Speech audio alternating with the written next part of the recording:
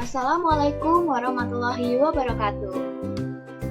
Perkenalkan, nama saya Melinda Dia Kusumawardani. Dalam kesempatan video saya kali ini yaitu membahas proposal yang telah saya buat dan saya susun untuk memenuhi dan melengkapi tugas akhir dari mata kuliah metodologi penelitian dengan dosen pengampu saya sendiri yaitu Bapak Zulherman MPD.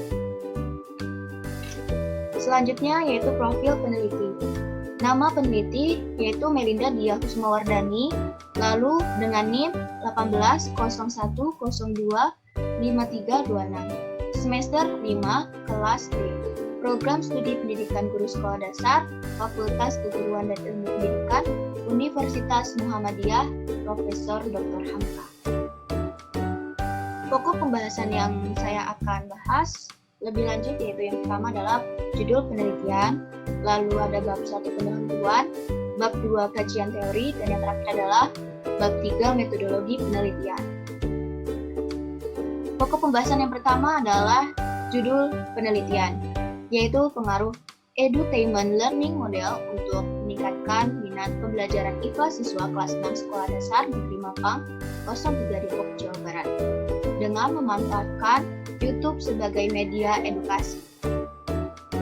Lalu selanjutnya yaitu pokok pembahasan pada bab 1 pendahuluan dengan subbab pertama yaitu latar belakang.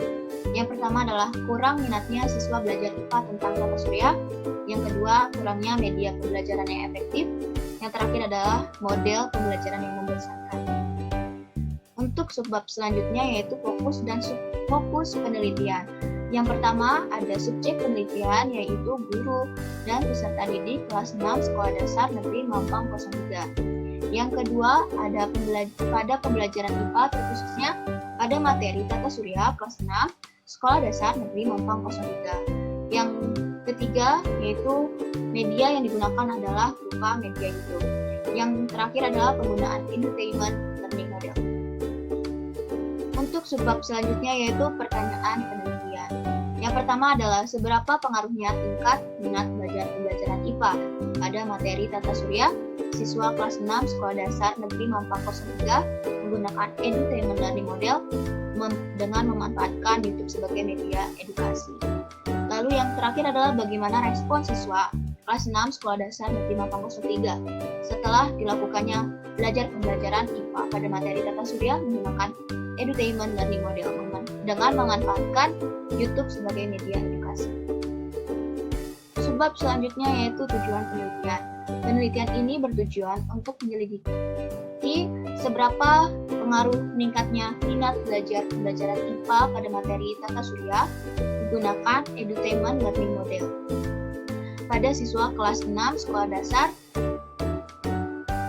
SDN Mampang 03 memanfaatkan YouTube sebagai media edukasi. Lalu selanjutnya yaitu manfaat penelitian. Yang pertama ada secara teoritis, lalu ada manfaat secara praktis. Secara teoritis yang pertama adalah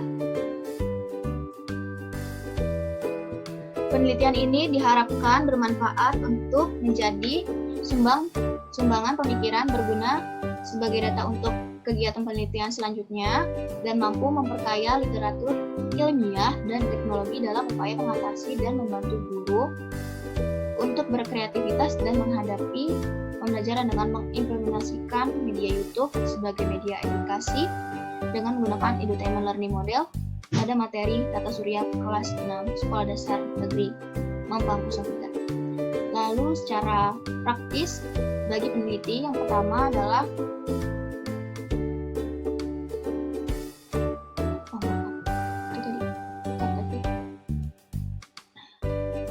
baik untuk subbab selanjutnya adalah manfaat penelitian. Yang pertama adalah secara teoritis, itu diharapkan dapat menambah wawasan dan pemikiran dalam bidang ilmuwan IPA, khususnya terkait dengan mengatasi dan membantu guru untuk berkreativitas dalam menghadapi pembelajaran dengan mengimplementasikan penggunaan media YouTube sebagai media edukasi dengan menggunakan edutainment learning model pada materi tata surya kelas 6 sekolah dasar negeri Mampang 03. Lalu secara praktis. Secara praktis bagi peneliti yang pertama adalah bagi peneliti penelitian ini diharapkan bermanfaat untuk jadi sumber pemikiran, lalu juga berguna sebagai data untuk kegiatan penelitian selanjutnya, dan mampu memperkaya literatur ilmiah dan teknologi dalam upaya mengatasi dan membantu guru untuk berkreativitas.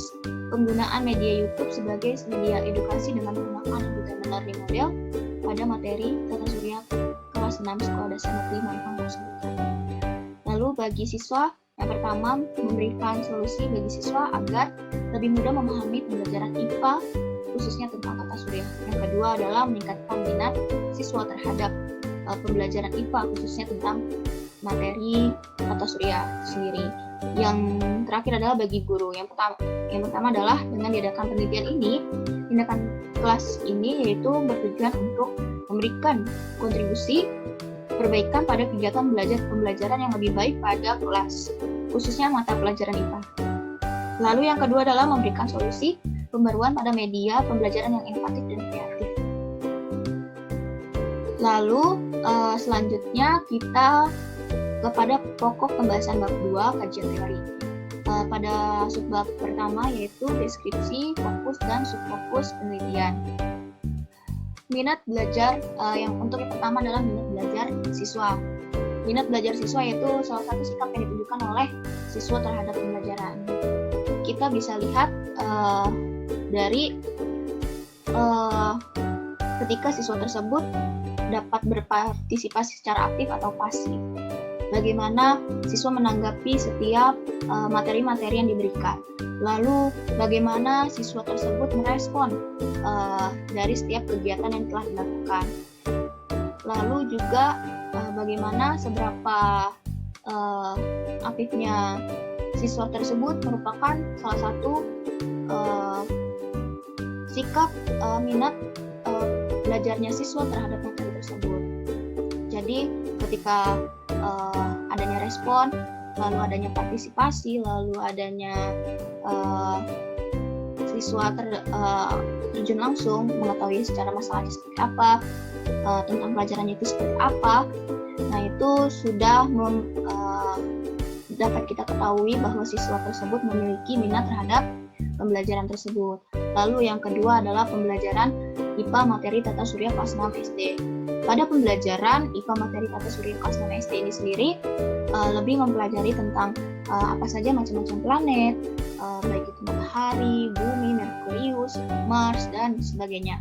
Lalu juga mempelajari tentang bagaimana benda-benda selain planet, yaitu benda-benda langit yang ada di luar angkasa, seperti asteroid, komet, dan benda-benda asing yang lainnya. Yang ketiga adalah media pembelajaran.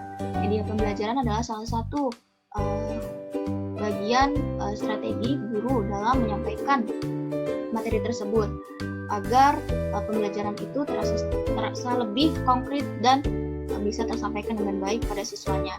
Lalu yang keempat adalah media pembelajaran, hampir sama seperti media pembelajaran, yaitu model pembelajaran salah satu strategi yang dilakukan oleh guru untuk cara penyampaian atau gaya yang akan disampaikan kepada siswa sesuai dengan mata pelajarannya, juga karakteristik dari si siswanya yang ada di dalam kelas tersebut. Lalu kita di sini akan membahas tentang model pembelajaran itu sendiri. Yang pertama adalah pola pembelajaran tradisional yang pertama, dan juga ada yang kedua, pola pembelajaran tradisional yang kedua. Hampir sama, yang membedakan adalah ketika tujuan penetapan isi dan metode.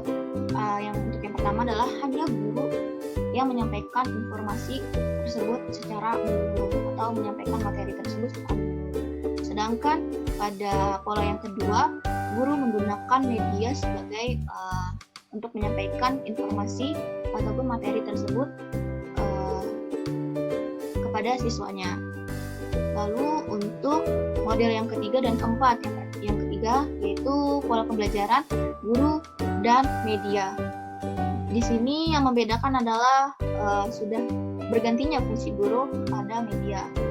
Dan juga yang terakhir adalah pola pembelajaran bermedia yang kita singgung terlebih dahulu pada pola yang ketiga. pola pembelajaran guru dan media yang ketiga ini, setelah penetapan isi dan metode, penggunaan penyampaian informasi atau kegiatan materi pembelajaran bisa dilakukan oleh guru dan media. Sehari untuk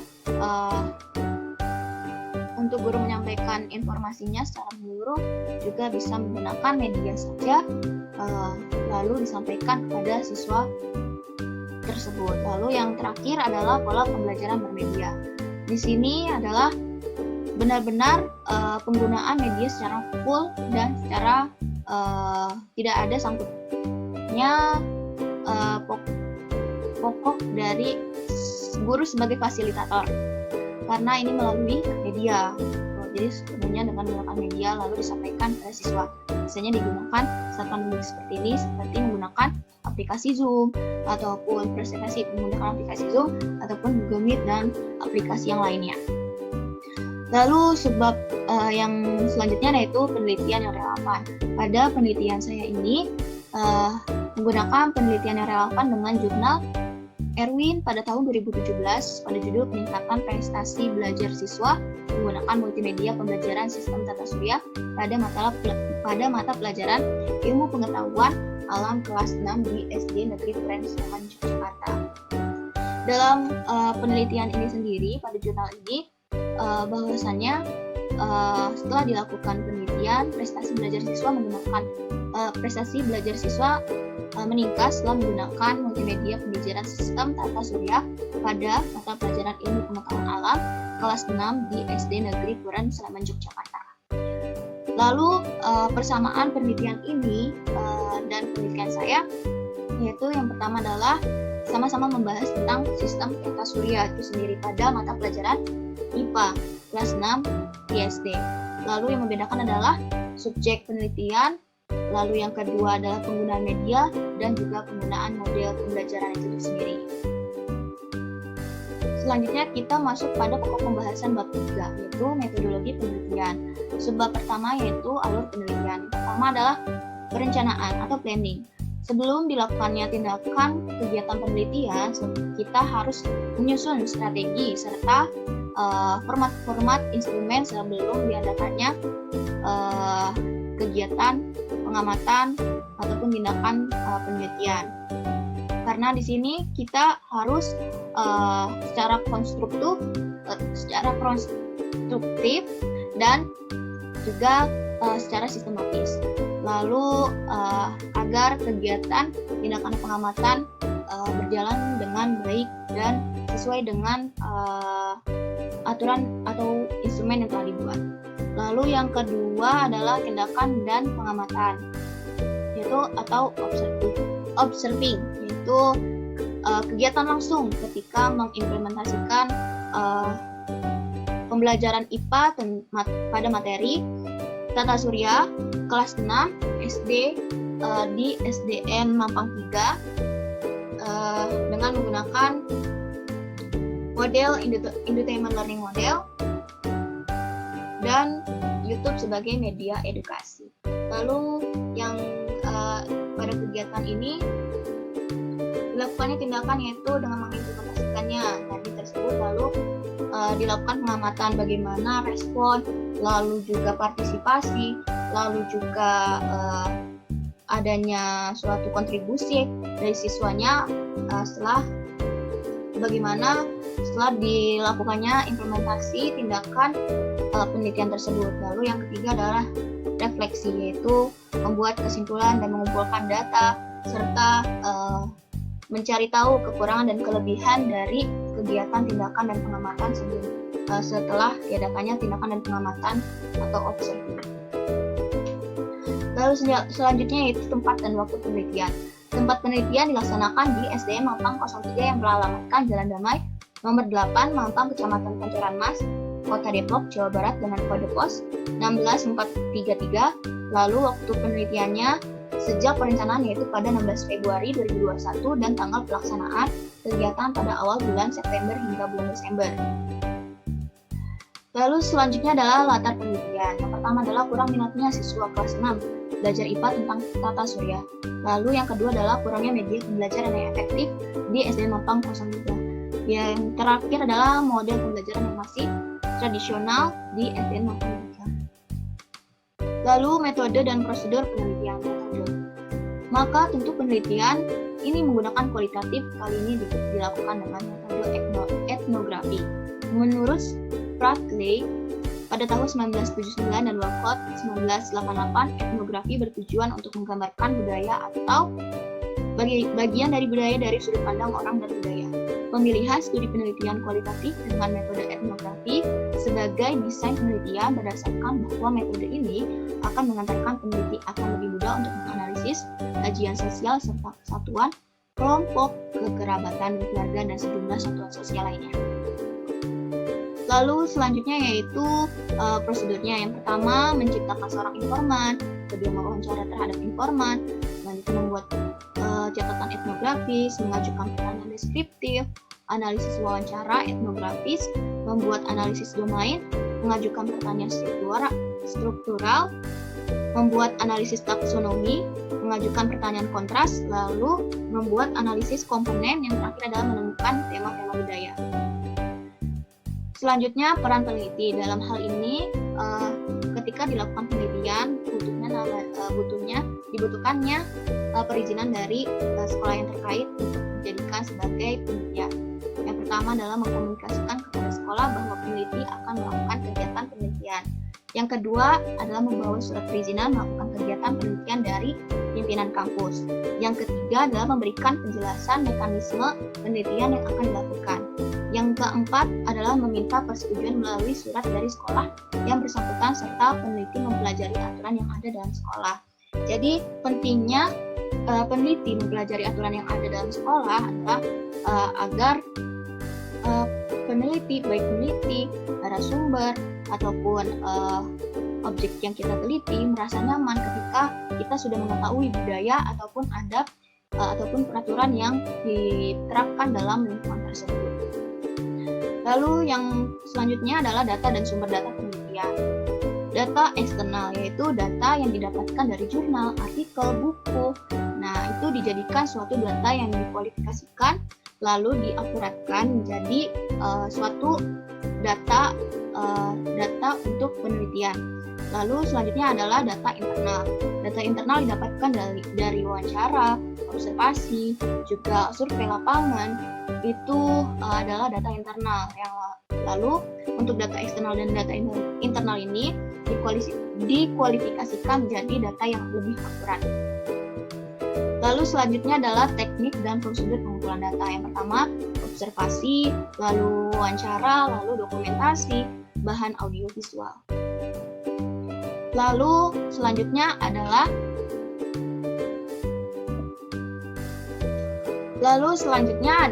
teknis analisis data. Dalam teknis analisis data penelitian ini yang pertama adalah pengumpulan data untuk mengolah dan mempersiapkan segala sesuatu baik itu data untuk dianalisis. Yang kedua adalah reduksi data, merupakan suatu bentuk analisis yang pemilihan hasil data yang diperlukan dan juga data yang tidak diperlukan. Yang ketiga adalah penyajian data, merupakan hasil analisis dalam bentuk matrik, network, chart, atau grafis. Yang terakhir adalah penarikan, kesimpulan, dan verifikasi. Lalu selanjutnya yang terakhir adalah memeriksa kapsan data. Dalam langkah-langkah peneliti memeriksa kapsan data, yang pertama adalah membandingkan data hasil wawancara dengan hasil pengamatan pada saat survei. Yang kedua adalah membandingkan apa dikatakan oleh sumber-sumber perorangan atau narasumber yang dijadikan sebagai data tentang situasi penelitian dengan apa yang dikatakan sengaja atau tidak. Yang ketiga adalah membandingkan keadaan dan perspektif seorang yang dijadikan sumber informasi dengan berbagai pendapat dan pandangan masyarakat dari berbagai kalangan. Yang keempat yaitu membandingkan hasil wawancara dengan beberapa isi dokumen yang berkaitan. Sekian, terima kasih. Semoga bermanfaat untuk teman-teman yang telah menonton. Kurang lebihnya mohon maaf, saya ucapkan terima kasih sekali lagi. Jangan lupa like dan subscribe, dan juga jika ada suatu kritik atau saran yang membangun, bisa langsung komen di bawah, dan saya ucapkan billahi fisabilil haq, wastabiqul khairat. Wassalamualaikum warahmatullahi wabarakatuh. Sampai jumpa di video selanjutnya.